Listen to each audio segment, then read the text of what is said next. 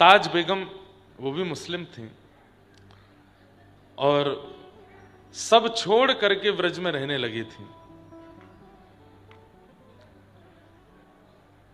सुनो दिल जानी, उनका पद है, उर्दू भाषा में है थोड़ा सा। सुनो दिल जानी मेरे दिल की कहानी, तेरे हाथ हूँ बिकानी बदनाम भी सहूंगी। हूँ तो मुसलमानी सांवरे सलोने कुर्बान तेरी सूरत पे, हूँ तो मुसलमानी हिंदुआनी हूँ रहूंगी। सुनो दिल जानी मेरे दिल की कहानी, तेरे हाथ हूँ बिकानी बदनाम भी सहूंगी। और किसी ने कहा कि भाई तू एक तो मुसलमान नहीं है, ताज बेगम अकबर की पत्नी थी, ठाकुर जी की छवि देख करके इतनी मोहित हो गई, ना कभी कथा सुनी, ना किसी आचार्य का संग किया, ना किसी सत्संग में गई, ना कभी नाम जप किया, केवल अकबर के साथ व्रज में, अकबर तो राजा है, आया व्रज घूमने के लिए, साथ में आई थी, तो केवल श्रीनाथ जी का दर्शन कर लिया खिड़की में से। बस वही छवि देख करके ऐसा ज्वर चढ़ा कि वापस आगरा जाकर के खूब चिकित्सक आए लेकिन बुखार नहीं उतरा। तब अकबर ने कहा कि कैसे आप ठीक होगी? बोले कि मुझे व्रज छोड़ दीजिए, बस मुझसे और कुछ होगा नहीं, मुझे उनको देखते रहना है बस, और मेरे से कुछ बनेगा नहीं। कई बार बंधुओं हम पूर्व जन्म में भक्त होते हैं पर तब हमसे कुछ अपराध बन जाता है जिसके कारण अगले जन्म में हम ऐसे किसी योनि में या किसी परिवार में पहुंच जाते हैं जहां दूर दूर तक भगवत सत्संग चर्चा आदि नहीं, लेकिन फिर भी पूर्व जन्म का हमारा जो भक्ति भजन भाव था उसके कारण कभी कभी संचित रूप से हमें ठाकुर जी दिख जाते हैं, मिल जाते हैं और हम भजन में प्रवृत्त हो जाते हैं। कई लोग हिंदू हैं, कई लोग सनातनी हैं, कंठी माला पहनते हैं, घर में पूजा सेवा करते हैं, पर फिर भी इतना प्रेम नहीं कर पाते ठाकुर जी से। केवल और केवल नियम पूर्ति में ही उनका ध्यान ज्यादा रहता है, बाकी ठाकुर जी के प्रति इतना समर्पित नहीं हो पाते। पर कई लोग, अगर वर्षा हो रही है आकाश में और हिरण्यकश्यप तिरछी नजर से देख ले तो इंद्र की मजाल नहीं कि एक बूंद भी गिरा दे ऊपर से। इतना शासन हिरण्यकश्यप का। उस कुल में जन्मे श्री प्रहलाद जी महाराज, कैसे भक्त हो गए ठाकुर जी के। खूब मारने का प्रयास कर लिया, कुचलने का प्रयास कर लिया, अग्नि में जलाने का प्रयास कर लिया, पानी में डुबाने का प्रयास कर लिया, सब प्रयास कर लिए, लेकिन भजन गया नहीं चित्त से। तो 5 वर्ष की अवस्था में नृसिंह को प्रकट कर दिया। ये एक जन्म का तो नहीं हो सकता। बहुत कम उम्र में देखो, युवाओं, कई वृद्ध लोग कहेंगे कि युवाओं की इतनी प्रशंसा क्यों होती है, वो भक्ति कथा आदि सुनने लगते हैं तो उनकी इतनी प्रशंसा क्यों होती है? क्यों? क्योंकि वो बहुत कम उम्र में इतना भजन भाव कथा आदि सब श्रवण कर रहे हैं।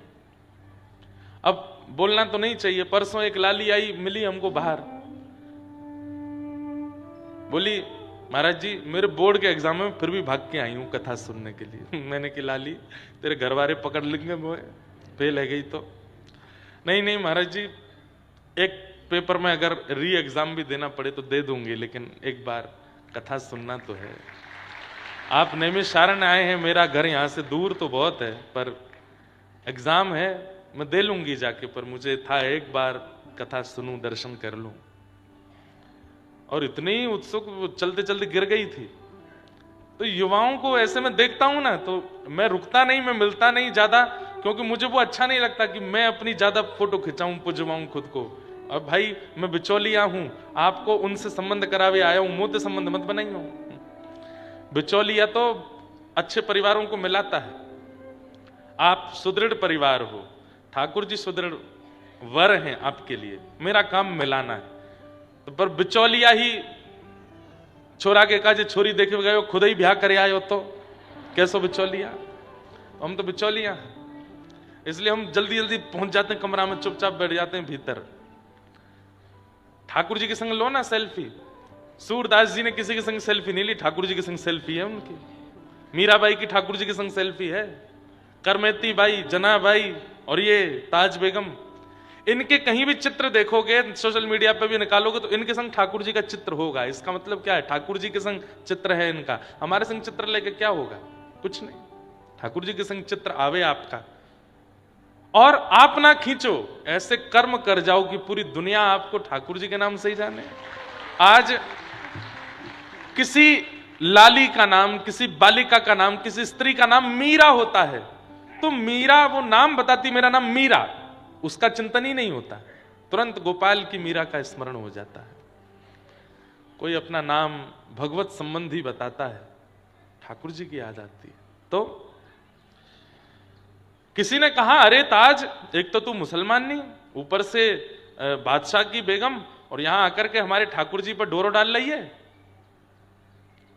तो अपनी अंतिम पंक्ति में कहती है, बंदी बनूंगी राधा महारानी जुकी, तुकी निभाए नाम गोपिका कहूंगी मैं। सब ब्रज में ताज बेगम को गोपिका बोलते थे, उसका नाम ही निकनेम पड़ गया था ब्रज में, गोपिका। सब गोपिका कह के बुलाते। तो मंदिर के बाहर बैठ जाती, अंदर जाने को उनको अनुमति नहीं थी। तो आने वाले दर्शनार्थियों से पूछती, आज ठाकुर जी ने क्या पहना है, कैसा सिर पे मुकुट है, कैसे कानों में कुंडल है, सब बताते। तो ताज बेगम अब धीरे धीरे अपनी भक्ति में वर्धन कैसे कर रही है? सुबह उठ के स्नान ध्यान करके विचार करती है, आज ठाकुर जी ने नीली पोशाक पहनी होगी, नीली पोशाक पर मोतियों की माला होगी, आज सिर पर ठाकुर जी ने कूल्हे धारण किया होगा, नहीं मुकुट पहना होगा, नहीं पाग पहनी होगी, और पाग ऐसे वर्ण की होगी, उस पाग पर ऐसा सिरपेच होगा, उस पे ऊपर ऐसी माला होगी, कानों में मकराकृत कुंडल होंगे, आज ठाकुर जी ने गुलाब का इत्र धारण किया होगा। पहले ही सोच के जाती है और मंदिर के बाहर जाकर के खड़ी हो जाती है, कांपने लगती है, कहीं मैंने जो सोचा वैसे नहीं हुए तो। भीतर से दर्शनार्थी आते हैं तो ताज बेगम पीछे दौड़ती है, कैसे हैं आज ठाकुर जी? नेत्र बंद करके बस घबरा रही है, कहीं ये विपरीत ना बता दें। जैसे ही सामने वाला बोलता, आज तो ठाकुर जी ने नीली पोशाक पहनी है, मोतिन की माला पहनी है, सिर पर पाग पहना है, ऐसा सिरपेच है, मकराकृत कुंडल है, और आज ठाकुर जी की इत्र फुआ प्रसादी मिली, गुलाब का इत्र धारण किया है। सुनते ही ताज बेगम वहीं नृत्य करने लगती, वहीं नाचने लग जाती और नृत्य करके आनंदित हो जाती। मुझे मंदिर जाने की आवश्यकता नहीं है, क्यों? मेरे ठाकुर मेरे चित्त में आके मुझे बता जाते हैं कि आज क्या पहन रहे हैं। ऐसी ताज बेगम, हाँ,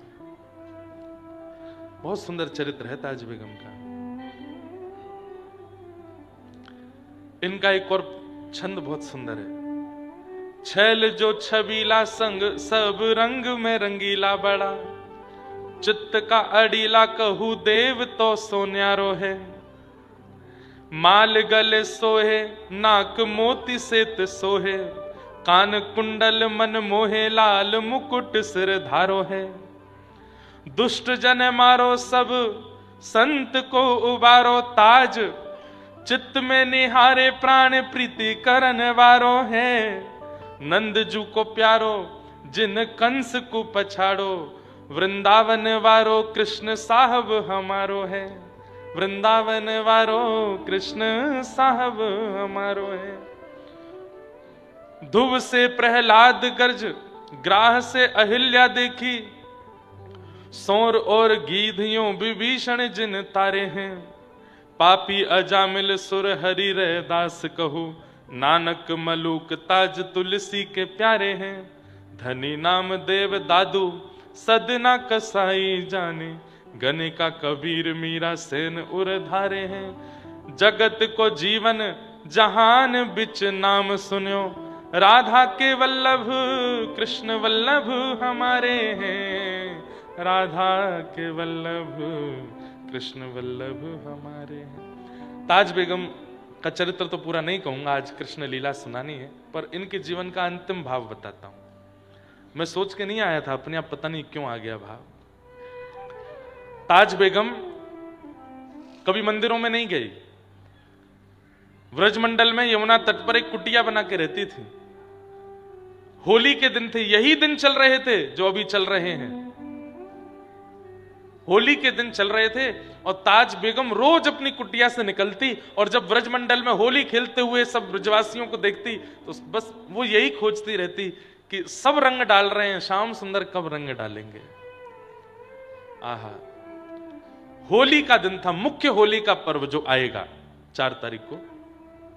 उसी दिन सुबह सुबह ताज बेगम नेत्र बंद करके बैठी और उसको सर्वांगीण ब्रजमंडल में होली का दर्शन हुआ, उस होली का जो द्वापर में हुई थी। ताज बेगम को क्या दिख रहा है? इधर से सब गोपियां आ रही हैं, गोपियों के समूह के बीच में यशोदा मैया, इधर से सब ग्वाला आ रहे हैं, ग्वालाओं के समूह के बीच में श्री नंद बाबा, यहां से सब सखियों की टोलियों के बीच में श्री किशोरी जी आ रही हैं, गोपियां ऐसे नाच रही हैं, रंग उड़ा रही हैं, पिचकारी चला रही हैं, गुलाल डाल रही हैं, सब दिखे, गैया दिखी, गोपी दिखे, ग्वाला दिखे, नंदरानी दिखी, नंद बाबा दिखे, वृषभानु बाबा दिखे, कीर्ति मैया दिखी, राधा रानी भी दिख गई, ठाकुर जी नहीं दिखे। लिखती जा रही हैं। वो आज भी धमार का पद पुष्टि मार्गीय परंपरा में ये अंतिम पद था ताज बेगम का, आज भी वो पद गाया जाता है।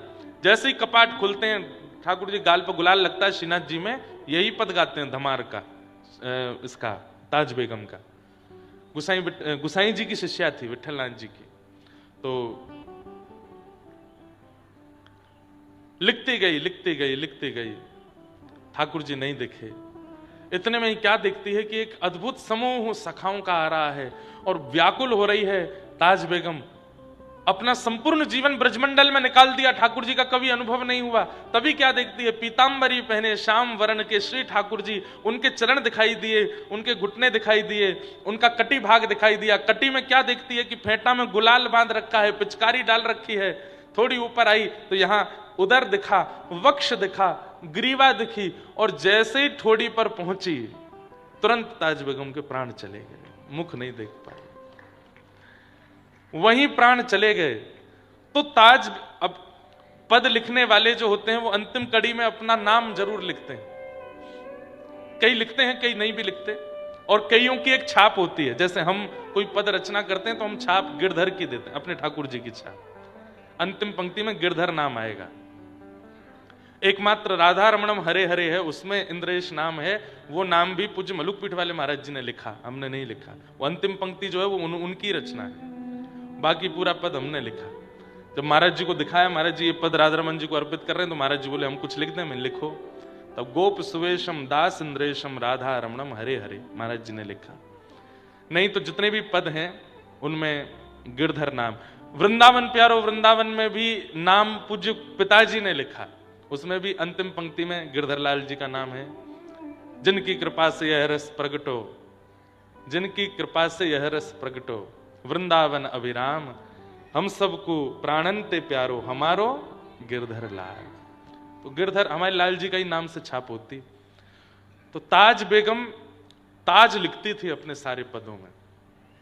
तो लिखते लिखते अंतिम पंक्ति रह गई, उससे पहले प्राण निकल गए। और उस समय के काल में संपूर्ण वृंदावन ने सुना, आकाश में एक विचित्र सी काली घटा आई और उस काली घटा में स्वर लहरियां प्रकट होने लगी, तरंगें प्रकट होने लगी। और तभी क्या देखते हैं, कमल नयन श्याम सुंदर प्रकट हो गए। और ताज बेगम का जो अंतिम पद का जो अंतिम भाग था, जो रह गया था अधूरा, ठाकुर जी ने अपने हाथ से लिखा, निर्तत आवत ताज के प्रभु गावत गीत धमार। अंतिम पंक्ति ठाकुर जी ने लिखी और श्री ताज बेगम को अपने साथ ठाकुर जी निकुंज में लेकर के प्रविष्ट हो गए। ऐसे ऐसे चरित्र हैं भक्तों के, मैं क्या कहां तक कहूं। मास कथा मैंने कही है 1 महीने तक, और भी कई प्रकल्प प्रयास चल रहे हैं। एक बार मन है कि केवल कभी ठाकुर जी अनुग्रह करेंगे, साल में 2 साल में एक स्थान पर बैठ करके कम से कम 108 दिन तक 108 भक्तों के चरित्र सुनाने, और वो चरित्र ऐसे हों जिनको सुनकर के व्यक्ति का। और एक बात आपको स्पष्ट बता दूं, ठाकुर जी की लीला सुन के इतना परिवर्तन चित्त में नहीं होता, भक्त चरित्र सुन के हो जाता है। भक्त चरित्र हृदय का मार्जन कर देता है। ठाकुर जी का चरित्र तो ठाकुर जी को प्रकट करता है, पर घर पर अतिथि को बुलाने से पहले घर की साफ सफाई भी तो जरूरी है। तो घर की साफ सफाई तो भक्त चरित्र करते हैं। हृदय की जो मार्जन स्थिति है उसको हृदय के उपस्थित स्थान कहाँ ठाकुर जी बैठेंगे, कहाँ पाएंगे, कहाँ डोलेंगे, हृदय की इतनी स्थिति तो भक्त चरित्र ही करते हैं। इसलिए भक्तमाल जी श्री नाभा गोस्वामी जी ने प्रकट की। कल श्री नाभा गोस्वामी जी के पूज्य गुरुदेव अग्रदास जी महाराज की प्रादुर्भाव दिवस था कल।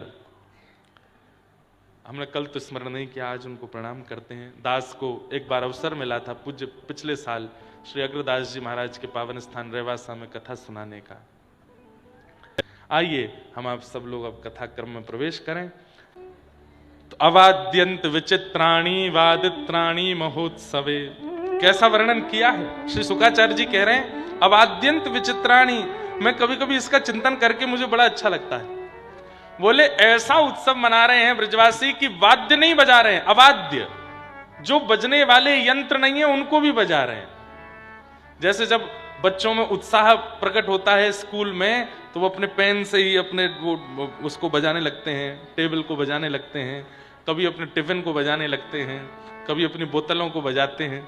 बच्चों को जब उत्साह करना होता है तो ऐसे ही कुछ ना कुछ। उत्साह का मतलब क्या होता है, ध्यान से सुनिए, उत्सव का मतलब क्या होता है? व्यवस्था युक्त होकर के क्रिया करना, वो उत्सव नहीं है। अब व्यवस्था को भी व्यवस्थित कर देना, उसको उत्सव कहते हैं। अब कई जगह आपने देखा होगा कि माताएं थाल पीटती हैं, जब वो बेलन से बजाएंगी उसको। ये कहां की परंपरा है? कोई शास्त्र में वर्णन तो है नहीं इसका।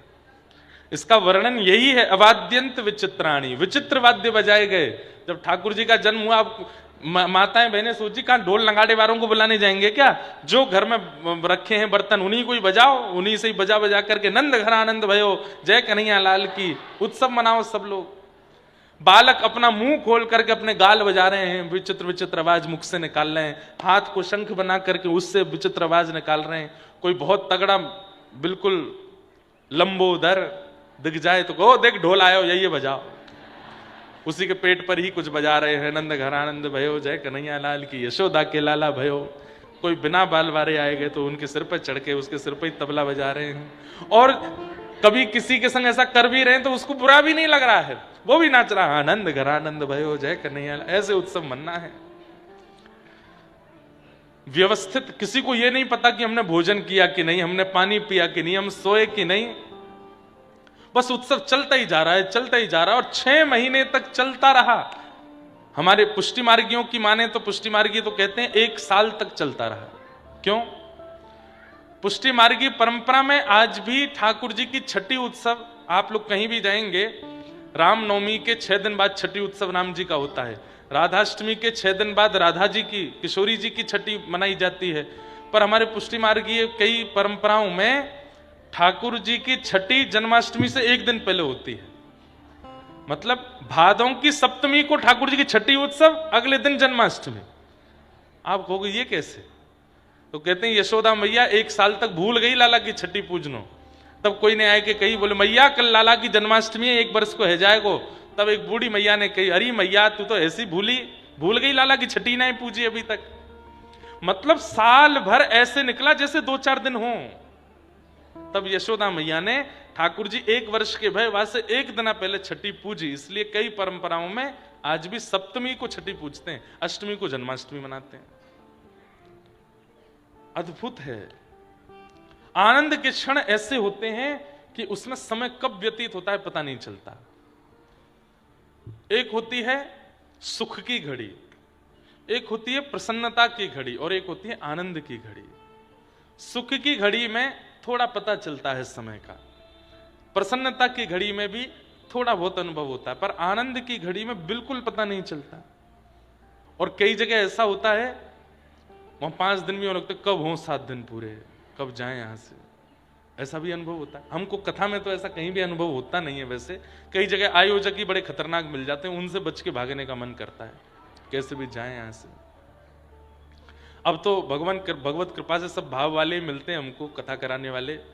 किसी समय में ऐसे ऐसे कथा कराने वाले भी मिले हैं कि बस राघव जी जैसी स्थिति हमारी हुई, राम जी जैसी, कि तुम्हारे वस्त्र आदि हमने नहीं रखे हैं, ये हमारी बहुत बड़ी कृपा है, दक्षिणा की उम्मीद मत करो, चलो जाओ। कई बार ऐसी कथाओं का भी हमने अनुभव किया है। 7वें दिन कथा मंच पर आए तो देखे यजमान जी है ही नहीं, फरार हो गए परिवार सहित।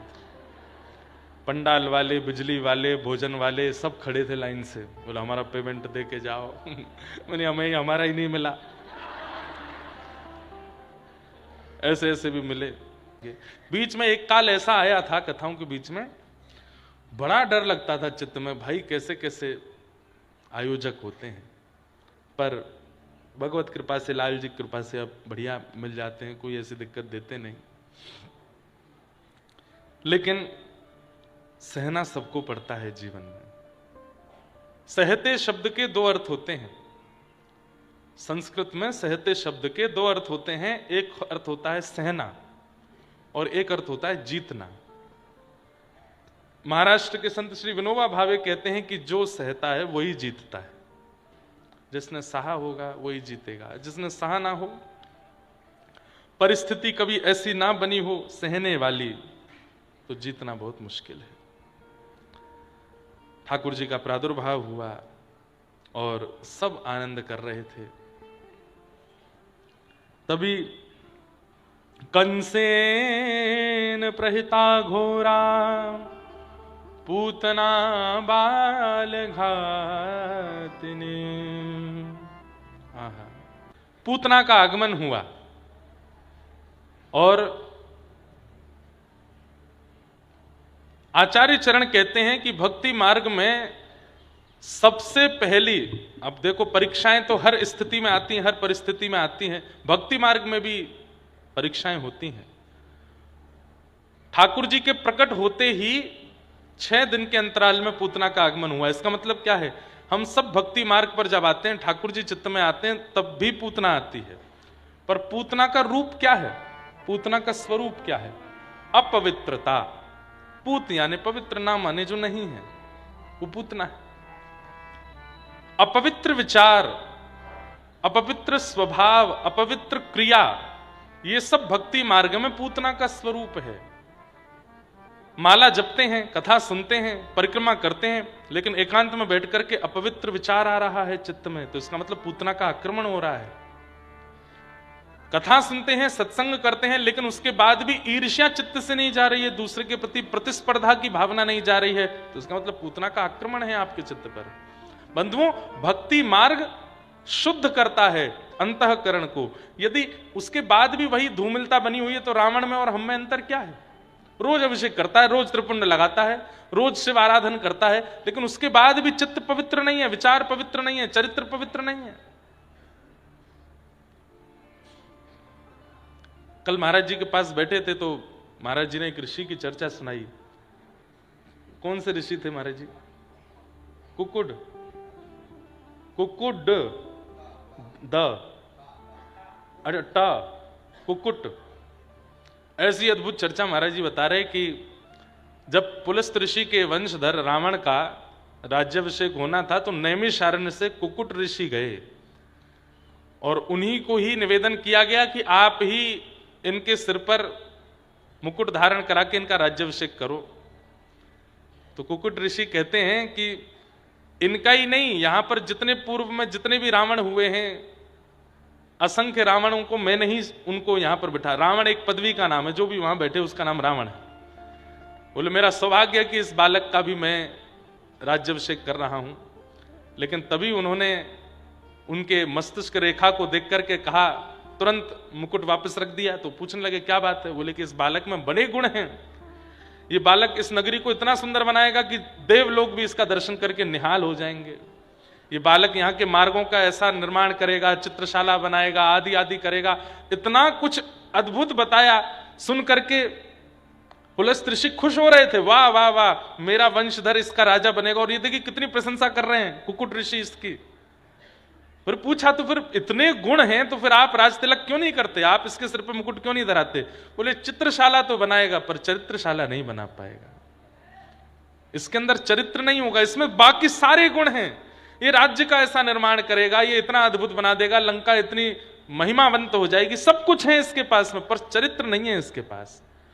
और चरित्र विहीन राजा का अगर राज तिलक हुआ तो पूरे नगर का बंटाधार, ये जितना सुंदर लंका को बनाएगा, एक समय आने पर वो सारी सुंदरता नष्ट हो जाएगी और ये पूरे नगर का विनाश हो जाएगा, इसलिए मैं इसका राज तिलक नहीं करूंगा। और कुकुट ऋषि नैमिषारण्य से ही गए, वापस आ गए नैमिषारण्य, नहीं किया उसका राज तिलक। फिर अन्य 5 ऋषियों ने जाकर के रावण का राज तिलक आदि किया और उनकी भविष्यवाणी सफल हुई। भले ही उसने लंका को अद्भुत बना दिया, लेकिन उस अद्भुत लंका को क्या स्थिति बनी, जला दिया, नष्ट कर दिया, धूमिल कर दिया। लंका का नाम सुनते ही राक्षसों की स्मृति आने लगी। वो ऋषि यहीं से गए थे वहां, कल महाराज जी बता रहे थे। तो त्रिपुंड लगाता था रोज, दिव्य दिव्य रचनाएं गा करके सुनाता था महादेव को, लेकिन चरित्र शुद्ध नहीं कर पाया। और मुझे कभी कभी ऐसा लगता है, मैं आपको अपने हृदय की बात कहूं, वास्तव में जो लोग कथा भी सुनते हैं, तिलक स्वरूप भी लगाते हैं, वैष्णव धर्म का पालन भी करते हैं और कहीं ना कहीं विषय विषादों में भी पड़े रहते हैं, कहीं ना कहीं उस संसारी क्रियाकलापों में जिनकी रुचि रहती, दोनों तरफ पैर रख करके जो चलते हैं, उनका उद्धार नहीं हो पाता। ये दोनों तरफ पैर जो रख करके चलते हैं, उनका गिरना संभव है, निश्चित है।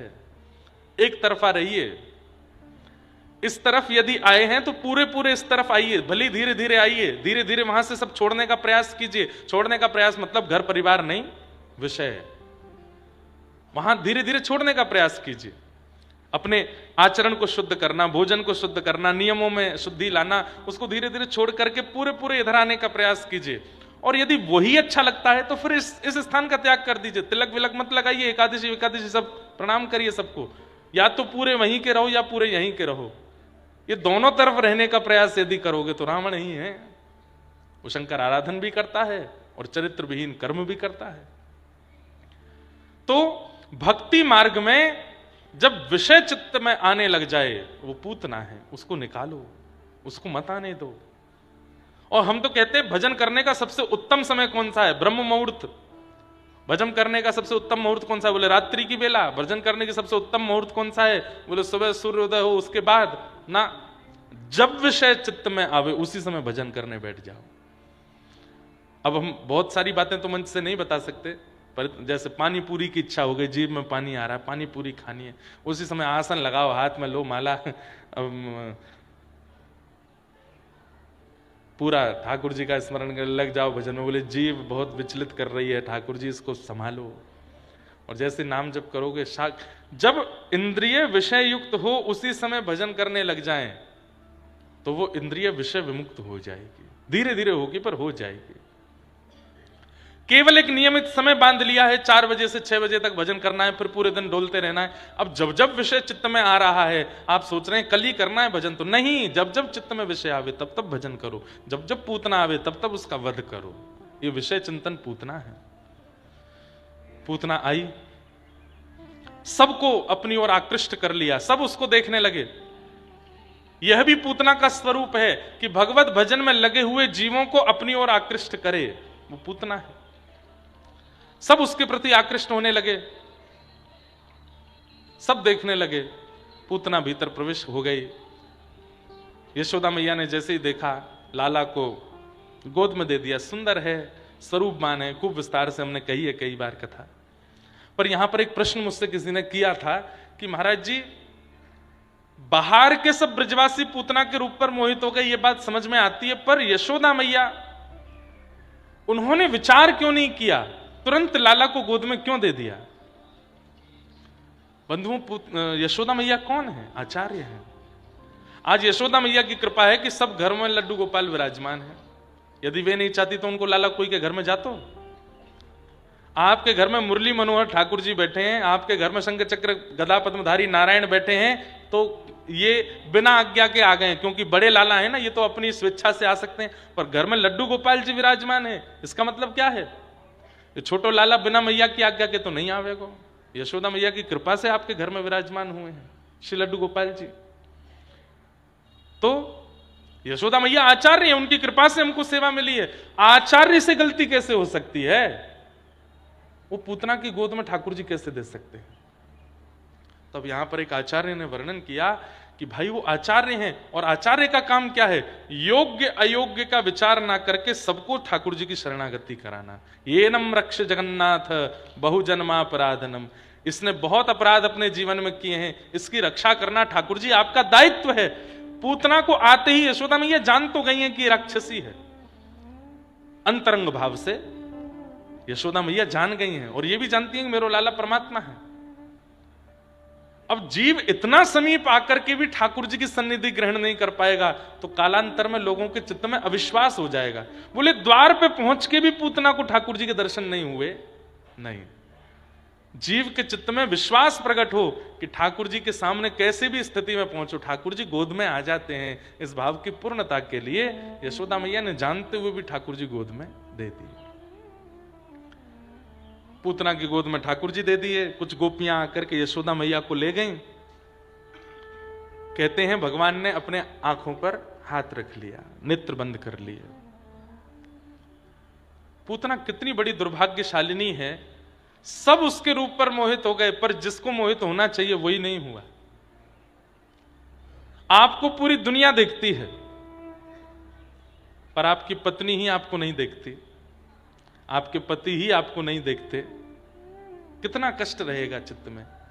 पूरी दुनिया आपके सामने नतमस्तक होती है, पर आपके माता पिता ही आपको स्नेह नहीं देते, कितना कष्ट होगा। पूरी दुनिया के माता पिता को आप प्रेम देते हो, लेकिन अपने माता पिता को प्रेम नहीं दोगे, कितना कष्ट होगा चित्त में। हम लोग इसी स्थिति में हैं, हम लोक रंजन में रहते हैं, ये रीझे वो रीझे, वो भी रीझे ये भी रीझे, सब मुझसे रीझ जाएं, पर ये रीझे इसके लिए हम कुछ नहीं करते, सबको रिझाने में लगे। पूतना ये तो करी, सबको रिझा लिया उसने, लेकिन जिनको रिझाना चाहिए था वो नहीं रीझे। पर सबरी से सब नहीं रीझे थे, राघव जी रीझ गए थे। जनाबाई से सब नहीं रीझे थे, ठाकुर जी रीझ गए थे। हमारी स्थिति ऐसी बने, ठाकुर जी रीझ जाएं, फिर कोई रीझे नहीं रीझे हमको क्या मतलब। मीराबाई की कई लोग अवहेलना कर देते थे, पर ठाकुर जी रीझे हुए हैं। क्रिया ऐसी करो, सब रीझे ना, ठाकुर जी रीझे, बस वो राजी रहें, वो प्रसन्न रखें, वो आपसे रीझे रहें। तो पूतना सबको रिझाती हुई आई, पर ठाकुर जी नहीं रीझे, नेत्र बंद कर लिए। अनेक भाव बताए जाते हैं ठाकुर जी ने नेत्र बंद क्यों किए। जैसे ही पूतना ने, इसके पीछे मुझे जो एक विशेष भाव लगता है वो ये कि पूतना अपने वास्तविक रूप में नहीं आई, इसलिए ठाकुर जी ने नेत्र बंद किए। आप जैसे हो वैसे ठाकुर जी के सन्मुख नहीं जाओगे तो ठाकुर जी नजर फेर लेंगे, ठाकुर जी नजर मूंद लेंगे। ठाकुर जी कहेंगे है तो पाखंडी, है तो ढोंगी, है तो दारी को बड़ो ऊधमी, मेरे सामने देख कैसे संत बन के आए हो। ठाकुर जी नेत्र बंद कर लेते हैं। नहीं, जैसे हो। मैं कहता हूं वंशी अधर पर क्यों लेटती है, क्योंकि पोली है और अपने पोलेपन को छुपाती नहीं है, ठाकुर जी के आगे प्रकट कर देती है, इसलिए ठाकुर जी अधर पर धारण करते हैं। तबला क्यों नहीं बजाते, पोला है लेकिन छिपा के रखता है। सितार क्यों नहीं बजाते ठाकुर जी, पोला है भीतर से, तंबूड़ा है लेकिन छिपा के रखता है। अपने दोषों को जो छिपा लेता है, दोषों का निवारण नहीं करता, दोष छिपाता है, ठाकुर जी उसको धारण नहीं करते, पर छिद्र होते हुए भी प्रकट कर देती है ठाकुर जी के आगे। ठाकुर जी अधर पर बिठाते हैं उस वंशी को। अच्छा हूं या बुरा हूं, जैसा भी हूं तुम्हारा, अच्छा हूं या बुरा हूं, जैसा भी हूं तुम्हारा, ठुकराओ ना मुझे अब चरणों में सर झुकाऊं, ठुकराओ ना मुझे अब चरणों में सर। हे प्रभु मुझे बता दो चरणों में कैसे आऊं, हे प्रभु मुझे बता दो चरणों में। अच्छा हूं या बुरा हूं, जैसा भी हूं तुम्हारा, ठुकराओ ना मुझे, अब मुझे स्वीकार करो नाथ। ये स्तुति होनी चाहिए ठाकुर जी के आगे जाकर के, मैं जैसा भी हूं नाथ आपका हूं, मुझे स्वीकार करो। मुझ में ये अवगुण है, मुझ में ये दोष है, मुझ में ये कमियां हैं, बता दो ठाकुर जी को जाके। कौन कुटिल खल कामी मौसम, कौन कुटिल खल कामी, जो तन दियो ताहि बिसरायो, जो तन दियो ऐसो नमक हरामी, ऐसो नमक मौसम, कौन कुटिल खल कामी, मौसम कौन कुटिल। सूरदास जी कहते हैं तो ठाकुर जी के सामने स्वीकार कीजिए आप जैसे हो। रूप बदल के जाओगे तो आप पूतना हो ठाकुर जी के लिए, नजर फेर लेंगे, छुपा लेंगे, नहीं देखेंगे आपको। भगवान ने पूतना को नहीं देखा और पूतना ने अपना पयोधर जैसे भगवान के मुख में दिया, विष को पिया, रस तत्वों को पिया, प्राण ही समम रोष समन्वितो पिबत, जैसे ही प्राण पीने शुरू किए घबराहट होने लगी पूतना को, अपने वास्तविक रूप में प्रकट होने लगी। राक्षसों का स्वभाव है, और राक्षसों का नहीं, हर उस व्यक्ति का स्वभाव है जो अपने रूप को बदल के दुनिया के आगे रहता है, अंत काल में उसकी वास्तविकता एक ना एक दिन सामने आ ही जाती है। भाई कितना भी रूप बदल लो, वास्तविकता छुपे नहीं छिपेगी, इसलिए वास्तविकता में रहो। ज्यादा से ज्यादा क्या होगा, 40 की जगह 4 लोग प्रेम करेंगे, 40 नहीं करेंगे। अपनी वास्तविकता में रहो, छुपाने की आवश्यकता नहीं है। हम ब्यास हैं लेकिन हमको क्रिकेट अच्छा लगता है तो हम खेलते हैं। कई लोगों ने हमको बोला ये कोई ब्यास की मर्यादा है? मैंने कहा भैया कहीं तो बचपन रहने दो चित्त में। वैसे ही महाराज बना करके इतना बड़ा बड़ा दिखाते हैं, तुम ऊपर ही रहो, तुम निकलो ही मत, तुम ऐसे रहो, तुम ये मत करो। ठीक है, मर्यादा में रहना भी चाहिए, पर ठीक है थोड़ा बहुत उत्सव बच्चों के संग खेल लें। कई जगह मेरे को टोक देते हैं लोग बाग, मां मैं फिर खेलने ही नहीं जाता। ब्यास होके आप क्रिकेट खेलते हो, ब्यास होके आप ऐसे घूमते हो, ब्यास होके आप यहां जाते हो, ब्यास होके आप गाने गा रहे हो, ब्यास होके ये कर रहे हो, संगीत का माध्यम कथा में ले रहे हो। इस पे भी प्रश्न चिन्ह उठता है कि कथाओं में संगीत क्यों कर रहे हैं, बिना संगीत की कथा होनी चाहिए। हम कहते हैं तस्मात् केनाप्य उपायेन मनः कृष्णे निमेषयेत्, किसी भी उपाय से सही मन कृष्ण में लगना चाहिए। आज कथा सुनकर के हम मानते हैं 2-2.5 लाख लोग वृंदावन जा रहे होंगे, पर आज जगन्नाथ चकानैन कीर्तन सुन के 10 लाख लोग जगन्नाथपुरी जा रहे हैं। आज करके इशारों भजन सुनकर के लाखों लोग बरसाने जा रहे हैं। आज वृंदावन प्यारो वृंदावन भाव सुनकर के कितने लोग सप्त निधियों के दर्शन कर रहे हैं। बाईसा ने भजन गाया, सूरदास ने भजन गाया, कुम्मन दास ने भजन गाया। अब लोग कहते हैं आप भजन मत गाओ, नहीं गाते। हम तो सच बताएं बहुत कम गाते हैं, 1-2 याद आता है कथा में तो गा देते हैं, इतने नहीं गाते। पर सब चीजों पर बहुत लोगों को ऐसा रहता है, अरे अपनी वास्तविकता में रहो। प्रिय है खेल खेलना तो खेलो, खूब आनंद करो। एक जगह कहीं कथा थी तो वहां पैदल आने में बहुत भीड़ पकड़ लेती थी, गाड़ी के लिए रास्ता में जगह नहीं थी, तो हमने स्कूटी मंगा ली। हम स्कूटी से जाते कथा करने, सीधे जाके व्यास मंच पे ही रुकता मैं। बोले ये कैसे व्यास जी स्कूटी चला के आते व्यास मंच पे? हमने कि अब उसमें क्या बदलूं, मेरे को 3 घंटे जो यहाँ कहना है बैठ के, उससे आपका परिवर्तन होना है ना। अब मैं स्कूटी चलाऊं, क्रिकेट खेलूं, उससे कुछ होना तो है नहीं, तो करने दो हमको। अपनी वास्तविकता में रहिए, बहुत आडंबर में रहने की आवश्यकता नहीं है, नहीं तो आप पूतना हो। जैसे ही पूतना के प्राणों को पीना शुरू किया, विशाल विकराल स्वरूप धारण कर लिया, पूतना राक्षसी बन गई। और जैसे ही राक्षसी बनी, ठाकुर जी ने तुरंत नेत्र खोल करके पूतना को देख लिया। हाँ अब आई ना अपने असली रूप में, अब देखूंगा। चार्थे स्वविज्ञ स्वराट, वे अविज्ञ हैं, अनविज्ञ नहीं है, वो सब जानते हैं, इसलिए उनके सामने छिपाव मत रखो।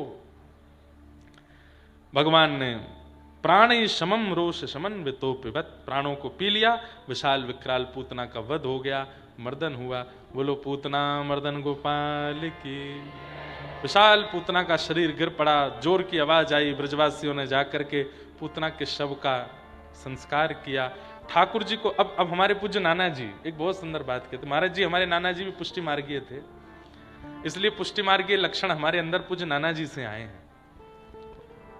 हमारे नाना जी कहते, कई सुबोधनी जी के भाव भी सुनाते थे और कई अपने मन के भाव भी सुनाते थे। बोले ठाकुर जी की हर लीला में, चाहे वो राक्षसों के संग भी लीला कर रहे हैं, वहां भी भक्त उद्धार है, वहां भी राक्षस प्रधान नहीं है, किसी भक्त पर कृपा करनी है ठाकुर जी को।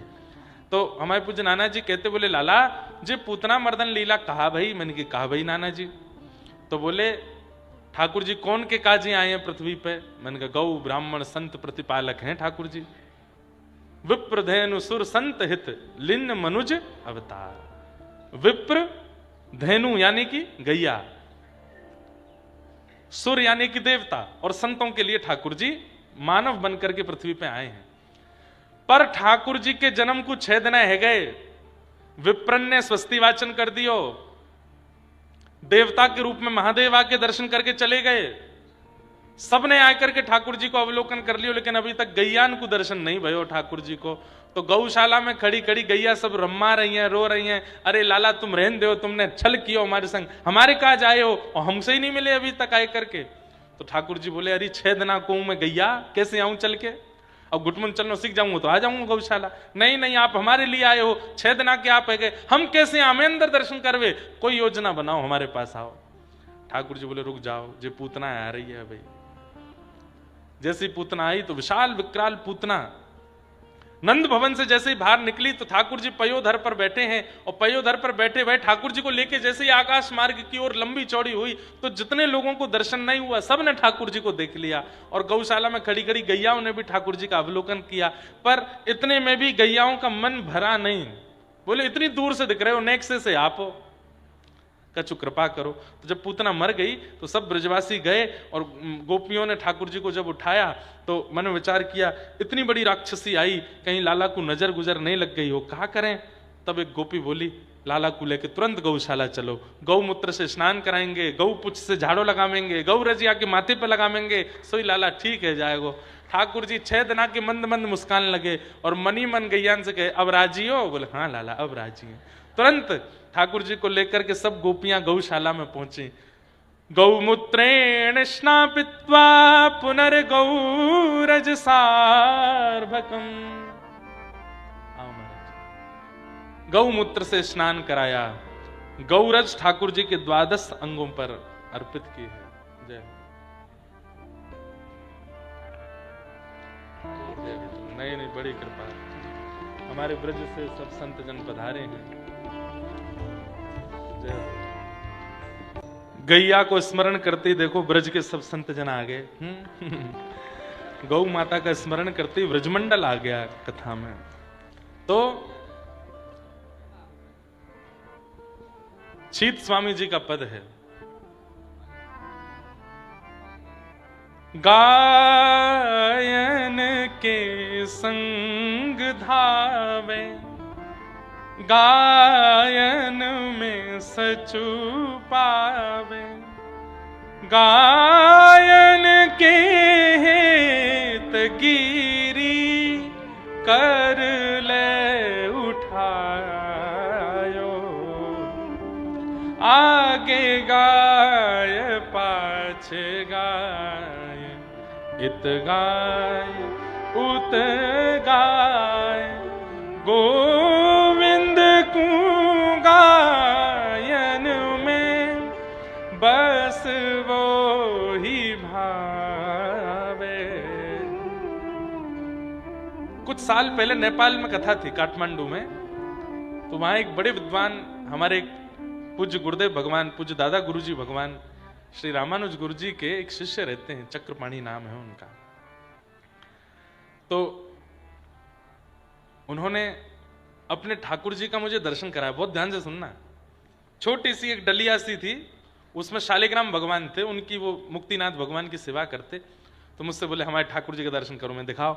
जैसे मैंने देखे शालिग्राम भगवान, और शालिग्राम भगवान के नीचे एक कुशा की ऐसी आसन थी, और वो कुशा का आसन ऐसे लंबा गोल गोल जा रहा था। बगल में एक चांदी की गैया, वो चांदी गैया गले में बंध रहा था वो आसन का एक भाग, और वह गैया के नीचे घास और रखी थी चांदी की गैया। मैंने कहा महाराज जी ये कैसे दर्शन है?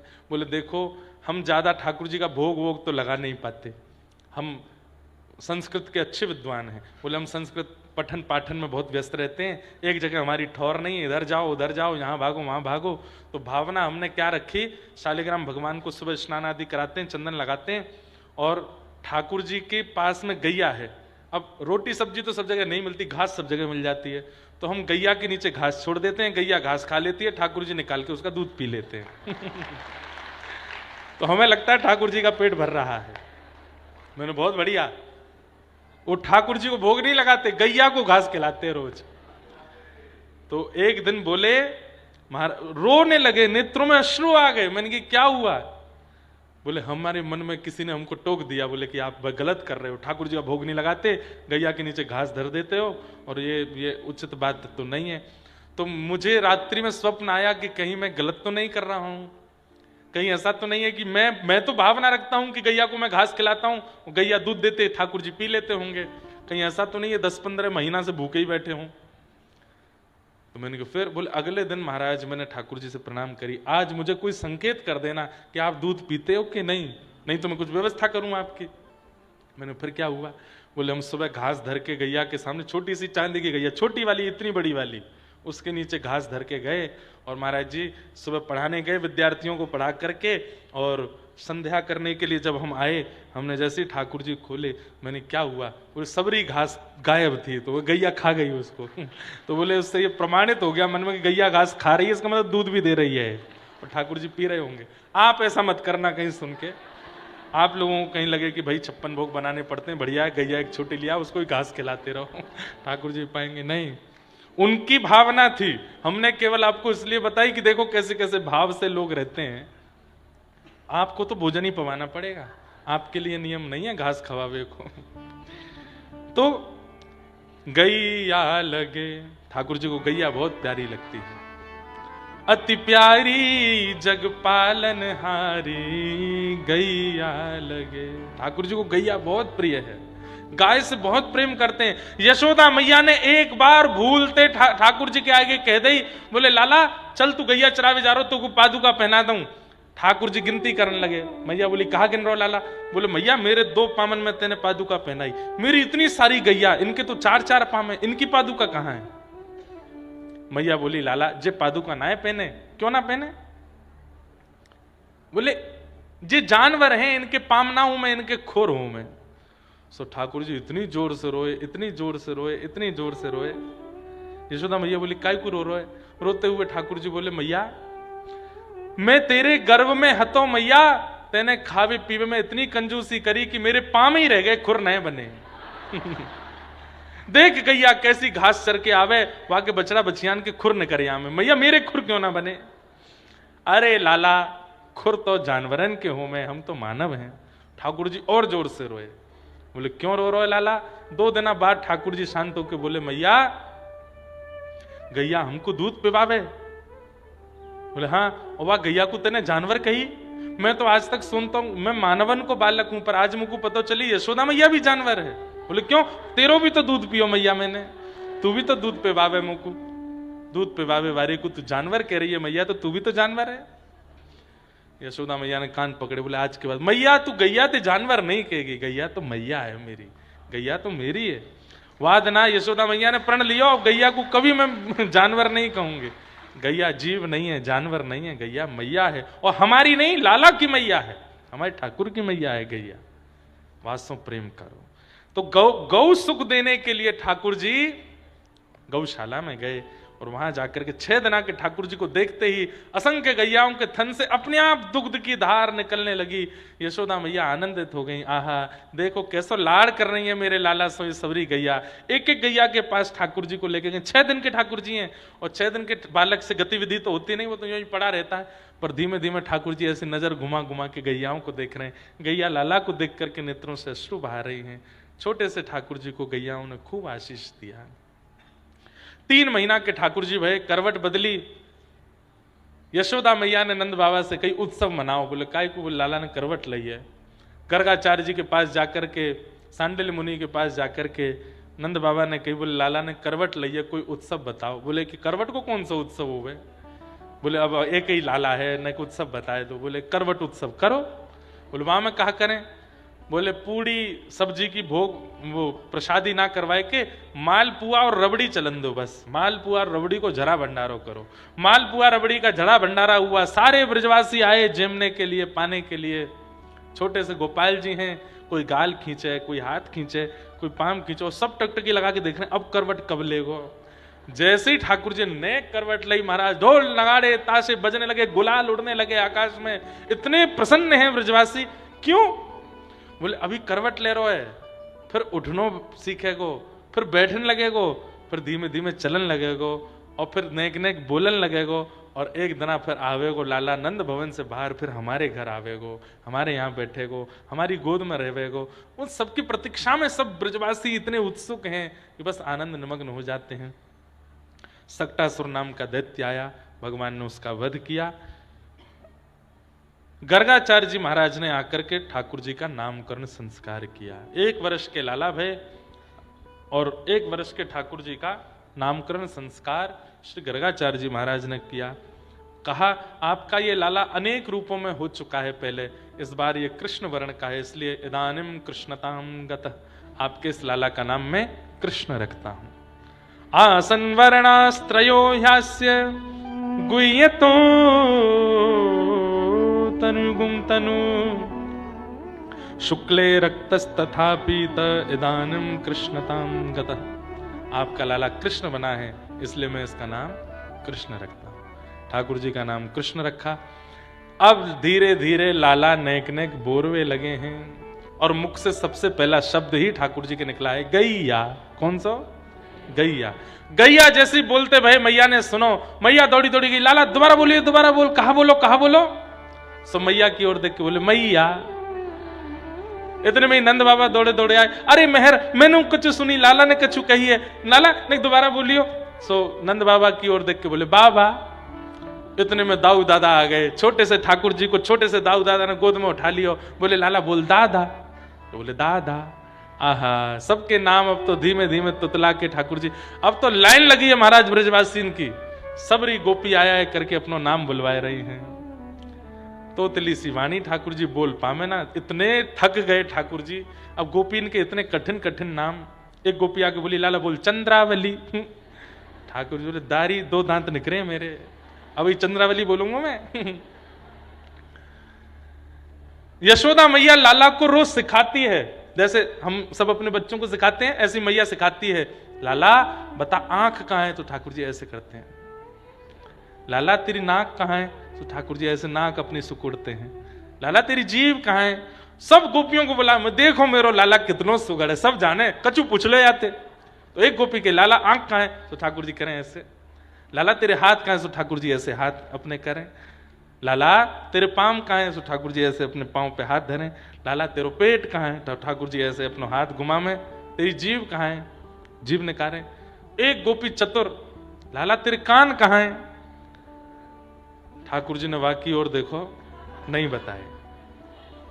अरे मैया तेरो लाला जी तो जाने ही ना है वाके कान कहां है। अरे नाना मैंने बताइए, लाला बताते कान कहां है। सो ठाकुर जी उठे, वही गोपी के पास गए और वही के कान पकड़ के बोले ये रहे कान। मैं अपने कान का को पकड़ूं? मैंने कोई अपराध तो किया नहीं, मैं क्यों पकड़ूंगा?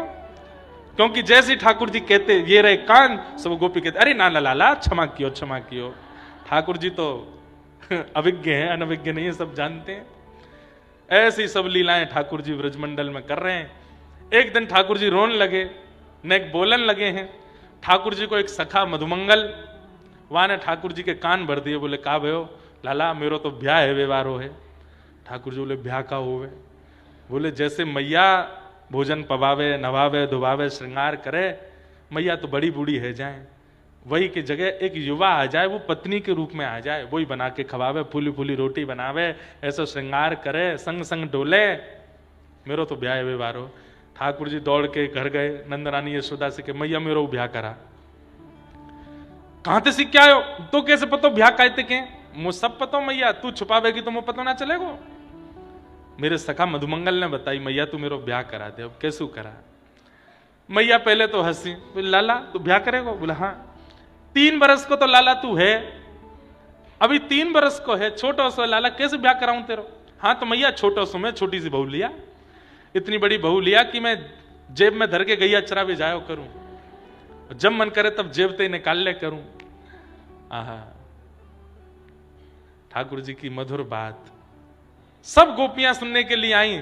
यशोदा मैया ने कही सब घूंघट कर लो, लाला ये सबरी बैठी हैं, जो तो बढ़िया लगे बात तो ब्याह कर ले। अब एक एक गोपी के सामने ठाकुर जी जामे घूंघट उठा में, अरे मैया जे तो कारी है या तो ना करूंगा। तो वो गोपी बोली तू भी तो कारो लाला, तू भी कारो, तेरी बहू भी कारी। ना ना, एक घर में एक अमावस्या ही ठीक है, एक तो पूर्णिमा रहनी चाहिए। मैया पूर्णिमा सी आवेगी, जो अमावस्या दो नहीं चलेंगी। एक के पास गए, वहां को घूंघट उठाए के बोले मैया जे तो बहुत धाम धुल्ला सी मोटी है, ठा लाला तू भी तो गदमत रासो है, तो मेरे हक को मक्खन खा जाएगी मैया, छीन के याते ना करूंगा ब्याह। सबरी गोपी, एक बड़ी बूढ़ी गोपी दूर बैठी थी, उसके एक भी दांत नहीं। मन में विचार करने लगी मैं भी युवा होती, इन गोपीन के बीच में बैठी हूँ, लाला मेरो भी घूंघट उठा के कछु बोल। तो अब मैं तो बड़ी बूढ़ी हूं, बड़ी बूढ़ी इनको दूरी जगह रख दी जाए।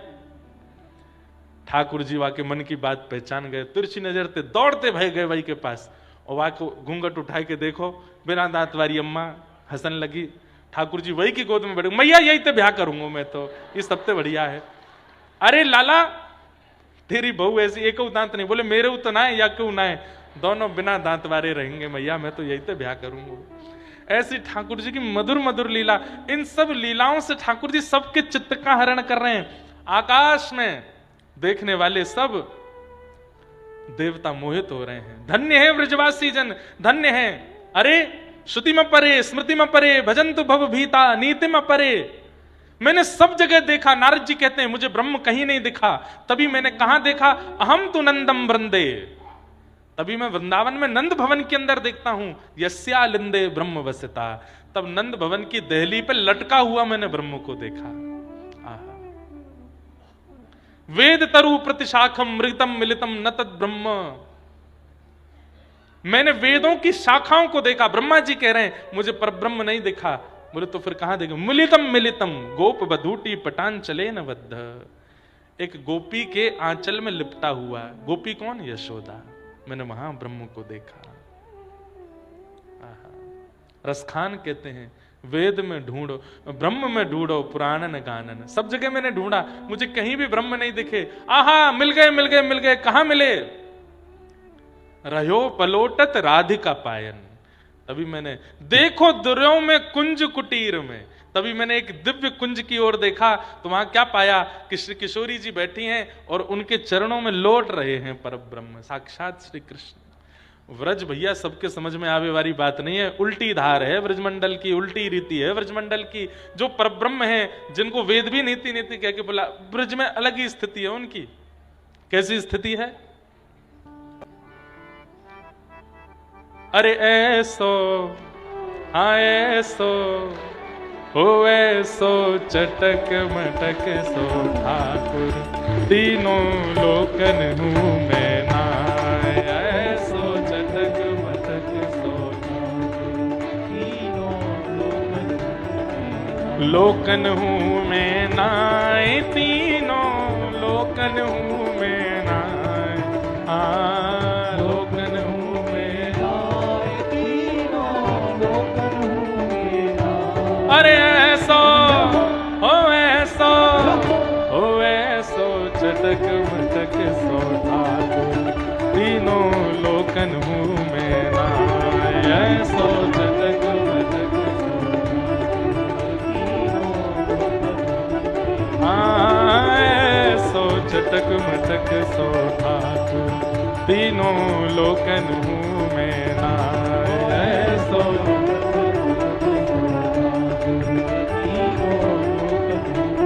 कैसे हैं, ब्रह्मा मोह कियो पछतायो, ब्रह्मा मोह कियो पछतायो, ब्रह्मा मोह कियो पछतायो, ब्रह्मा मोह कियो पछतायो।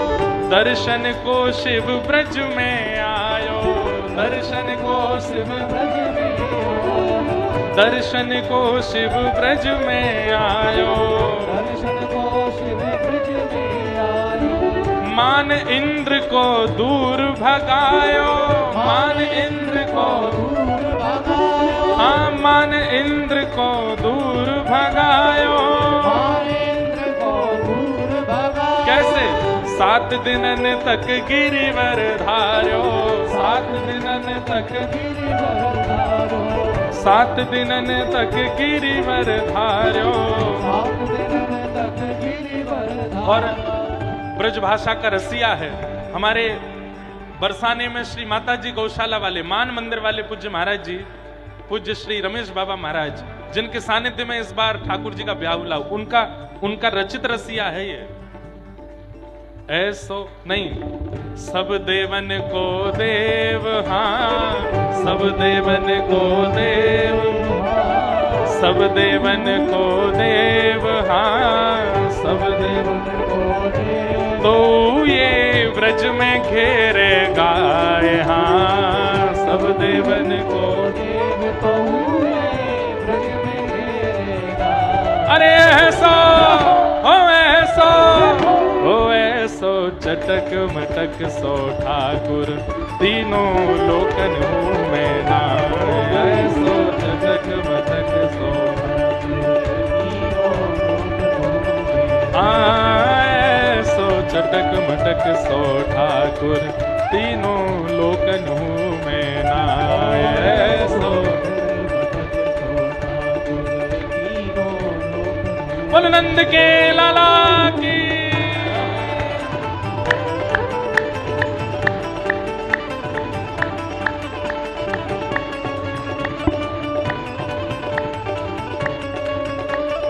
कृष्ण कन्हैया लाल की।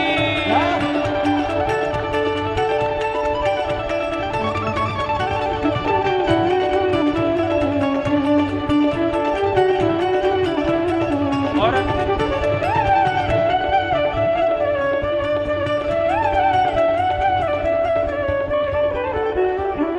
बड़े बड़े असुरन को मारो, बड़े बड़े असुरन को मारो, बड़े बड़े असुरन को मारो, बड़े बड़े असुरन को मारो। नाग कालिया पकड़ पछाड़ो, नाग कालिया पकड़ पछाड़ो, नाग कालिया पकड़ पछाड़ो। अंगालिया पकड़ पछाड़ो। मान इंद्र को दूर भगायो, मान इंद्र को दूर भगायो, मान इंद्र को दूर भगायो। मान इंद्र को दूर भगायो। 7 दिनन तक गिरिवर धार्यो, 7 दिनन तक। गिरिवर धारो। इतने बलवान हैं ठाकुर जी, बड़े बड़े असुरन को मारो, नाग कालिया पकड़ पछाड़ो, लेकिन फिर भी ऐसो बली तो, हाँ ऐसो बली तो, ओ ऐसो बली तो, हाँ ऐसो बली तो। खेलन में ग्वालन सो पिट जाए, हाँ ऐसो बली तो खेलत में ग्वाल अरे मिट जाए। भले कालिया नाग मारो हो, भले गिर्राज उठायो हो, पर मधुमंगल तनसुका मनसुका ठाकुर जी को घोड़ा बनाए थे, ऊपर चढ़ जाए, बोले चल घोड़ा टुक टुक चल। ऐसो बली तो, हाँ ऐसो बली तो। खेलन में ग्वालन सो पिट जाए, हाँ ऐसो बली तो। खेलत में ग्वालन सो मिट जाए। अरे ऐसो ऐसो ऐसो चटक मटक सो ठाकुर तीनों लोकन हूँ मैं ना। ऐसो चटक मटक सो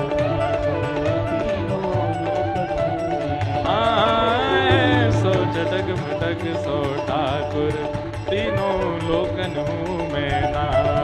ऐसो जय हो।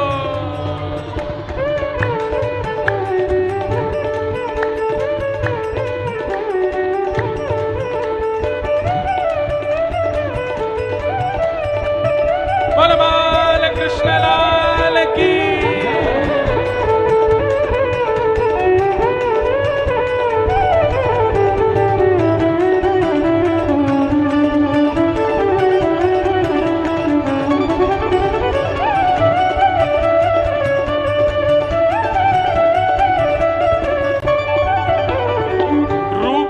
छबीलो है ब्रज सुंदर, रूप छबीलो है ब्रज सुंदर, बिना बुलाए डोले घर घर, बिना बुलाए डोले घर घर, प्रेमी व्रज गोपिन को चाकर, प्रेमी ब्रज गोपिन को चाकर, हाँ प्रेमी व्रज गोपिन को चाकर, प्रेमी ब्रज गोपिन को चाकर, ऐसो प्रेम बढ़्यो, हाँ ऐसो प्रेम बढ़्यो, ऐसो प्रेम बढ़्यो, हाँ ऐसो प्रेम बढ़्यो, माखन की चोरी करके खाए, हाँ ऐसो प्रेम बढ़्यो, माखन की चोरी करके खाए, ओ ऐसो, ओ ऐसो, हाँ ऐसो, ओ ऐसो, ओ ऐसो चटक मटक सो ठाकुर,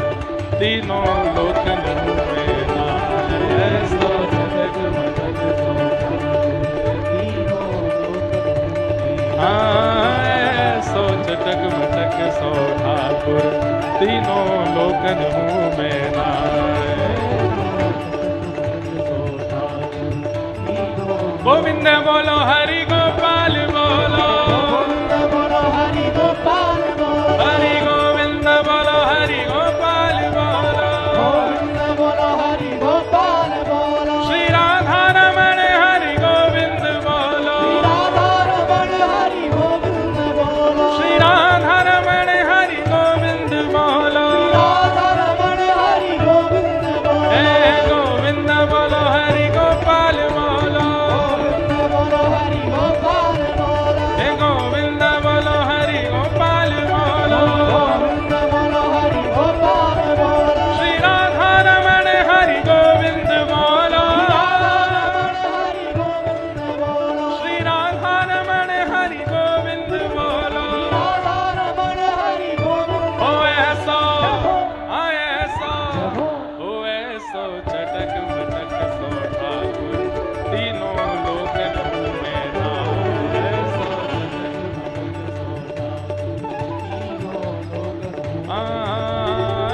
ऐसो चटक मटक सो ठाकुर, तीनों लोकन में नाय। जय जय श्री राम, जय जय श्री राम, जय जय श्री राम।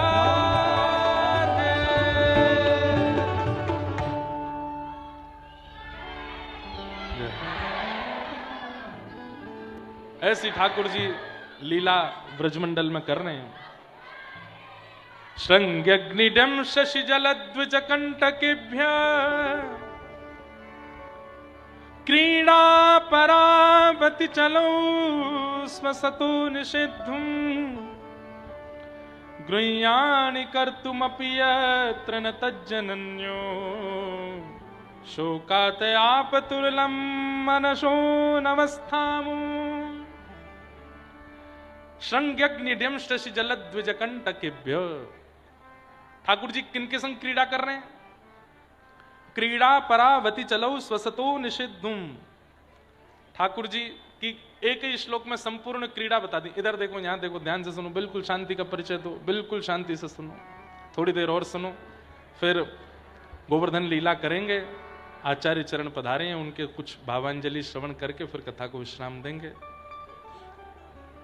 एक ही श्लोक में श्री शुकाचार्य जी ने सब्र ऊधम बता दिए ठाकुर जी के। गैयाओं के सींग पर लटकते हैं। बताओ, कोई लटकवे की जगह सींग? गैया के सींग पर लटक के गैया को झूला बनाते हैं ठाकुर जी। क्यों? गैया डोले यहाँ ते बाबा के सींग पर लटक के, अरे दाऊ दादा तुम चढ़ जाओ, बहुत जोर का झूला मिलो है। श्रृंगी अग्नि, यशोदा मैया की चूल्हा की अग्नि निकाल करके, और वो जो लकड़ी में ऊपर अग्नि पे लालिमा आ जाती है, उससे दाऊ दादा को डराते हैं। श्रृंग्यग्नि, डेमस्टी, ये तो इतना सुंदर है डेमस्टी। क्यों? बोले नए बछड़ा बछिया जब जन्म लेते हैं नंद भवन में, तो रोज ठाकुर जी जाते हैं, छोटे छोटे बछड़ा बछियाओं के मुंह खोल के उनके दांत गिनते हैं, या के इतने आगे मेरे कितने हैं। और जैसे ही बछड़ा के ज्यादा होते हैं ठाकुर जी से, सोई रोते रोते मैया के पास, जब मैया मेरे दांत ना आ रहे, देख बाबा बछड़ा के निकल आए, मेरे क्यों ना आ रहे। और उससे इतना बैर मान लेते हैं उस बछड़ा से कि सब गैया के बछड़ान को ठाकुर जी प्यार करें, उसको नहीं प्यार करते जिसके ज्यादा दांत निकल आए। मोते आगे भगरो है। संग अग्नि डमष्टि जल। ठाकुर जी यमुना क्रीड़ा बहुत अच्छी लगती ठाकुर जी को। यशोदा मैया जाने नहीं देती ठाकुर जी को। क्यों? मानते नहीं है, ऊधम मचाते हैं, कूद जाते हैं जमुना जी में। यशोदा मैया फिर पहुंचती डोले, जाड़ो है वो छींक मारते डोले, फिर ठंडी लग गई लाला को। तो यशोदा मैया लाला को जमुना जी में जान नहीं देती। पर ठाकुर जी की एक ही रट, जैसे ही संध्या होने लगती है, सूर्य थोड़े अस्ताचल को, मैया मैं जमुना जी जाऊं, मैंने एक डोले आऊं। नंद बाबा के संग जाएगो, अकेलो नहीं जाएगो। नंद बाबा मुंह को ले चलो जमुना जी डोला लाओ। तो नंद बाबा उंगली पकड़ा करके ठाकुर जी को ले जाते। मैया के देखियो कूदे नहीं कि अब तो बिल्कुल चिंता मत करे, भारी रहेगो। जमुना जी देखते ही ठाकुर जी का मन मयूर ने, अच्छा यमुना जी ठाकुर जी की पटरानी है। तो यमुना जी कहती हैं, वाह जय जय, किनारे पे डोलोगे, न एक अंग स्पर्श तो कराए दो, न एक चरण स्पर्श तो कराए दो। ठाकुर जी कहें, जाने ना है ससुर जी संग में, उघारी सी डोल रही है, चुपचाप बैठी रहे, देखूं मैं। मन ही मन ठाकुर जी चर्चा भी कर लेते। लेकिन अब पत्नी की इच्छा है, ठाकुर जी कैसे पूरी करें। सो ठाकुर जी कहें, बाबा मैं नेक चलो जाऊं भीतर, घुटनों घोंटू घोंटू तक चलो जाऊं। नहीं बिल्कुल नहीं जाएगो, भीतर नहीं जाएगो। अरे लाला तू ना जाने, या मैं हुआ रे भीतर, पकड़ ले जाएगो भीतर। अब बाबा मैं आपकी उंगली पकड़ के जाऊंगा, नेक भीतर जान दो। अच्छा ठीक है, घोंटू घोंटू तक जाइयो, घुटने घुटने तक ठाकुर जी भीतर चले जा मैं। और जैसे ने खेलन लगे, दाऊदा यहाँ नंद बाबा ने उंगली पकड़ा रखी है, ठाकुर जी इतने थोड़ी देर में उंगली छोड़ने लगे। ठाकुर जी नंद बाबा के, लाला उंगली मत छोड़े ना बाबा, बस मैं खड़ो ही हूं, कुछ करना रहो। और जैसे ही उंगली छूटती है तो ठाकुर जी ऐसी जोर से गिरते हैं जमुना जी में, और फिर ऐसे हाथ पांव मारे, अरे बाबा मैं डूब गया, अरे मुंह को हवा पकड़ रहा, हवा भीतर ले जा रहा, बाबा मुंह को बचा। नंद बाबा बचाने के लिए जैसे ही जाते हैं, सोई ठाकुर जी दोनों हाथ से पकड़ के नंद बाबा को भी घेर दें, और फिर जोर जोर से नाचते हैं, कोई हुआ ना हो, मैंने तो बाबा गीलो कर दियो। नंद बाबा गीले है गए। नंद बाबा बोले, चल वापस, तेरी यशोदा से शिकायत करूंगा मैं। अब ठाकुर जी मन में सोच रहे हैं, मैया बहुत डांटेगी आज। अपने केशन को बार बार पहुंच रहे हैं, घुंघराले केशन को ऐसे निचोड़ रहे हैं ठाकुर जी, कहीं मैया मारे नहीं मुंह को। जैसे ही नंद भवन आवे वारो, सोई नंद बाबा की उंगली छोड़ के ठाकुर जी दौड़ करके नंद भवन में घुस गए और जाके सीधे मैया की गोद में बैठे। मैं बोला, लाला तू गिरो कैसे भयो? मैया तू तो कहा बताऊं, तेरी सौगंध खा कहूं, नंद बाबा की नहावे की इच्छा, मुंह गीलो कर लायो। खुद तो नहायो ही नहायो, मुंह को भी गीलो कर लायो। मैया मैं कहा बताऊं या बाबा ते मैं कैसे बचूं? माने ना जबरदस्ती नवाए दे। जो शिकायत नंद बाबा को करनी थी वो खुद कर आए पहले ही जाके। इतने में नंद बाबा आए, मैया यशोदा तेरो लाला बड़ा उद्यमी, सब जानू मैं, ऊधम लाला में ना तुम में आएगो है, खुद को नहावे को मन बात छोरा डुबा लाए वहां पे है, मैं सब बता दी मुझको, लाला को धक्का दे दिया तुमने जमुना जी में। अब तुम नहा के आते तो मैं तो नाराज होती, रात्रि को काल, संध्या समय को काल, काय को जमुना जी में गए तो लाला हुए नवा लाए हो ताकि यहां पे आरोप लगा दो। नंद बाबू बोले, है कहां? बोले उठाड़ो पीछे। लाला तू मेरो ही लाला है ना, इतना झूठ का तो सीख के आए हो। ऐसे ऐसे ठाकुर जी उधम मचाते हैं। श्रृंग अग्नि डमष्टि जल द्विज। ब्राह्मण संत तिलकधारी ठाकुर जी को इतने अच्छे लगते हैं।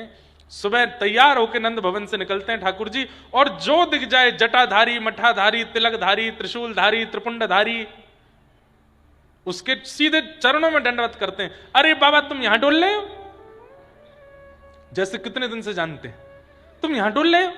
यशोदा मैया ने पकवान बनाए के रखे। नंद बाबा सुबेरे तमोते कह रहे कि एक त्रिपुंड वारो बाबा आवेगो, बाबा को ले आइयो। छोटे से ठाकुर जी छोटी से मुंह से बोलते हैं तो बाबा बाबा सब उन पर मोहित हो जाए। अच्छा लाला तुम हमको जानते हो?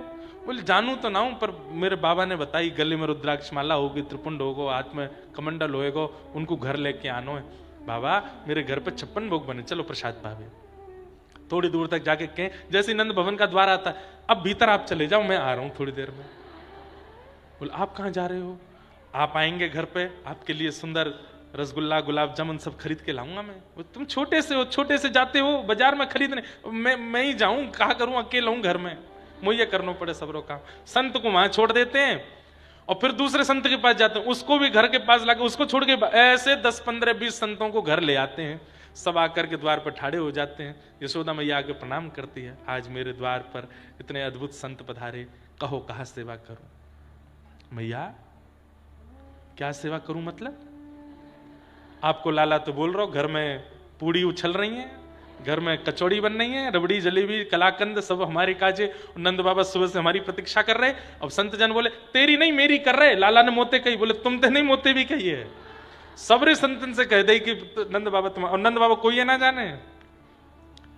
यशोदा मैया नंद बाबा बोले अगर हम कहेंगे कि हम नहीं जानते तो हमारे लाला को ही नाम खराब होएगा, तो कैसो लाला है इनको। संत जनों के प्रणाम, अरे नहीं नहीं हम प्रतीक्षा कर, हमें पता चली आप आ रहे हैं, विराजो। यशोदा मैया तुरंत चूल्हा चिताती हैं, तैयारी करती हैं, प्रसाद पवाती हैं, दक्षिणा आदि दे के सब संत जन चले जाते। तब आते ठाकुर जी, मैया अरे मेरी पारी मैया कहां गई, यहां पे आ जा तू। दारी के सवेरे ते संतन ने न्यो तो दे के आ जाए, इतने सबरे संत आए गए मेरे घर में और सबरे इतनो जय के गए, कितनो कितनो मेहनत लगे, कितनो श्रम लगे, दूसरे इनके काजे तो मैं बनवा लूं, कोई तो संतन की तो खुद बनानी पड़े। आज पूरा दिन निकल गो रसोई बनाते बनाते, 100 संतन को निमंत्रण दिया हो और सबते ऐसे कह के आवे नंदरानी यशोदा बैठी है। अरे लाला जी घर है, कोई आश्रम ना है जब भंडारो चलता रे, काय को करे ऐसा। अरे मैया 2 बातें तू कहे तो बताऊं। बोले बता। बोले एक बात तो ऐसी है मैया, जाए सुन के तू मुंह को हृदय से लगावेगी, और दूसरी बात ऐसी जाए सुन के तू डंडा लेके भागेगी। कौन सी पहले बताऊं? पहले ये बता, पहले हृदयवारी बता दे, क्योंकि डंडावारी के बाद तो तू मिलेगा ना मुझे। ठाकुर जी बोले मैया नंद बाबा जितनो अन्न लावे जितनो धन लावे, ऐसो मैंने कथान में सुनी है कि वाक्य दशांश में पाप होवे, हम जितनो भी कमावे वाक्य 10वें अंश में पाप निवास करे मैया। लेकिन अगर व्यक्ति वाको दान कर दे, कोई को पवा दे, तो वो दशांश पाप घरते निकर जाए। तो मैया मैं सोचूं मेरी यशोदा मैया नंद बाबा की इतनी संपत्ति है, इतना वैभव है, वाको दान पुण्य हो तो रे, हमारे संतन को बिना बताए निमंत्रण दे दूं ताकि मैया पवावे तो दशांश पाप निकल जाए। यशोदा मैया के तो मोटे मोटे आंसू आंखन में, अरे मेरो लाला कितनो विद्वान कितनो ज्ञानी, मेरो लाला कैसी बड़ी बड़ी बात करे हैं। लाला तू हमारे बुलावे? हाँ मैया तू रोज बुलाए कर लाला, मैं रोज बनाऊंगी। थोड़ी देर मैया हृदय से लगाए रखी। मैया दूसरी बात सुनेगी? हाँ दूसरी बता। बोले पहले गोदी ते उतार नीचे। ठाकुर जी दूर खड़े गए और बिल्कुल तैयारी में कि दौड़ूंगो बताते ही मैया बोली बता। मैया अब मैं धीरे धीरे बड़ो है तो जा रहा हूं, मेरो ब्याह भी होएगा कल को बहू भी आवेगी घर पे, और मैया जब बहू आए के देखेगी कि सास ऐसी मोटी ताजी है तो कैसी हंसी उड़ावेगी। तू परिश्रम ना करे मैया, पूरे दिन बैठी बैठी मोटी एती जा रही है, या मारे मैं तेरे तोते परिश्रम करवावे के काजे संतान को नहीं होता हूं। मैया भागी पीछे, लाला आगे आगे चौकड़ी मार के भागे। ऐसे ठाकुर जी की मधुर लीला। श्रृंग अग्निड्यम से जलद द्विज कंटकेभ्य। कंटकेभ्य का क्या भाव है? कितनों भी मैया श्रृंगार कर दे लाला को, जाकर के जो अर्चना का जल, शालिग्राम भगवान का जल है अर्चना का पूजा का, उसी में जाके कूदते हैं, उसी में खेलते हैं, आनंद करते हैं। यशोदा मैया जाके निकाल के लावे, लाला तो को मैं सुबह नहाए दूं, फिर तू ये पंचामृत वाले जल में काय को स्नान करे? तो मैया उनको जेवारो स्नान बहुत बढ़िया लगे। बोले काय को? मैया देख तू तो कोरे जलते मुंह को नवाए दे, वहां में कछु आनंद ही ना आवे।